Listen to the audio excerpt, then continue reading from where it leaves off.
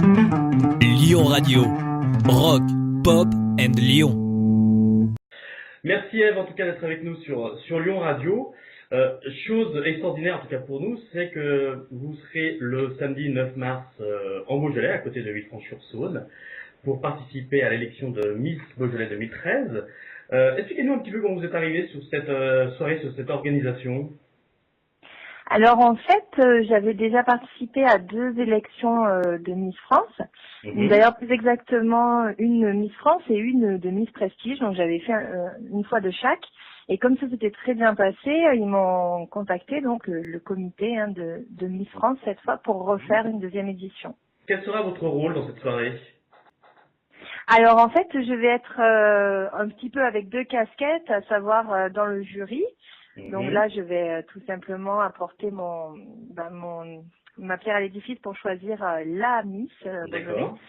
Et après, pendant les délibérations, je vais enfiler la casquette, ou plutôt le costume de chanteuse, voilà, en interprétant des tubes des années 80, 90 et 2000. D'accord. Alors, on parle il y a des rumeurs un petit peu dans la presse qui annonceraient éventuellement que vous serez en train de préparer un album pour cette année.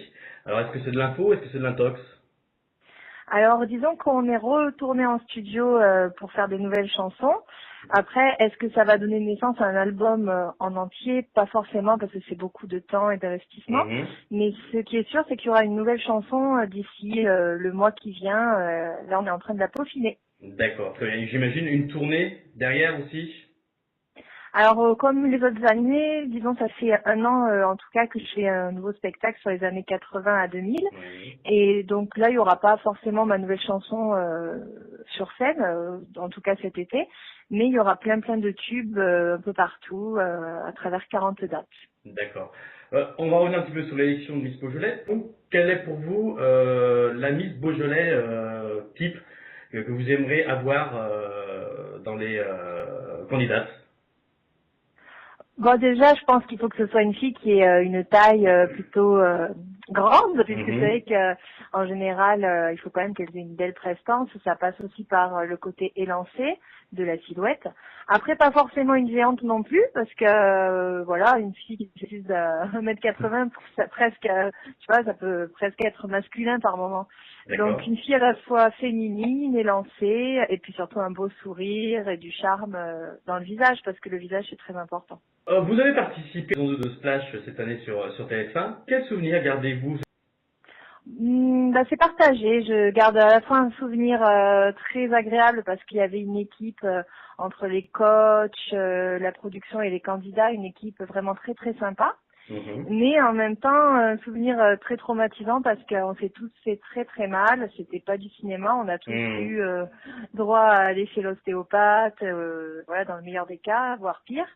Et donc voilà, c'était un petit peu trop dur et dangereux. Et vous aviez un petit peu aussi la phobie de l'eau apparemment. Oui, alors en fait, j'avais la phobie de mettre la tête sous l'eau en apnée. Et la tête en bas aussi, ça c'est quelque chose qui me faisait très peur de mettre la tête à la première. J'avais jamais fait ça de ma vie, ne serait-ce que plonger. Et puis le vertige, alors j'avais tous les trucs qu'il fallait pas. Absolument. TF1 annonce déjà une saison 2. Est-ce que vous serez partante pour repartir, peut-être pas éventuellement sur la saison prochaine, mais sur une nouvelle saison de Splash ou pour vous c'est fait, vous l'avez fait une fois et terminé, on n'en parle plus ? Oui, franchement, non. Je l'ai fait une fois et je le referai pas parce que déjà, j'ai failli pas le faire parce que j'avais très peur. Et quand j'ai accepté, je me suis dit, oh là là, t'es folle. Et c'est vrai que plusieurs fois, j'ai presque regretté parce que je savais que ça serait dur, mais c'était encore plus dur que ce que je croyais. Donc maintenant que je connais la difficulté de la discipline, je le referai pas, c'est sûr. Alors vous êtes chanteuse, vous êtes comédienne, est-ce que justement en tant que chanteuse, vous êtes cliente, vous, des émissions de type The Voice, Nouvelle Star ou encore Star Academy ? Ah oui, j'adore. Déjà, j'ai toujours été fan, même à mes débuts où ça a démarré en fait ce genre d'émission en même temps que moi.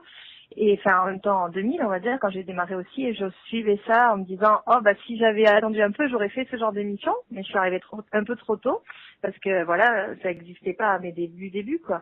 C'est arrivé juste après. Et puis, c'est vrai que je l'aurais fait en tant que candidate volontiers, mais du coup, je me rattrape en regardant, et ça fait autant plaisir, même plus, parce qu'on n'a pas le trac, c'est juste agréable à regarder, quoi. Bon.